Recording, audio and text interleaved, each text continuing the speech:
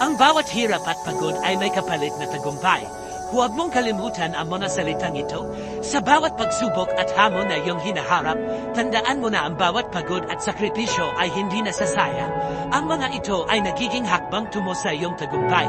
Sa iyong paglalakbay, mararanasan mo ang mga hirap na tila walang katapusan. Ngunit, huwag kang panghinaan ng loob. Ang bawat pagod na nararamdaman mo ngayon ay may kapalit na ginhawa at tagumpay sa hinaharap. Ang mga bagay na pinaghihirapan ay mas matatamis kapag ito ay iyong nakamit. Patuloy kang magsikap at magtiwala sa iyong sarili. Ang iyong dedikasyon at kasipagan ay magbubunga ng magagandang resulta. Huwag kang magpadala sa mga negatibong bagay. Isipin mo ang mga dahilan kung bakit ka nagsisikap at ang mga taong umaasa sa iyong tagumpay. Magpahinga kapag kinakailangan, ngunit huwag susuko. Lahat ng pagsusumikap mo ay may patutunguhan.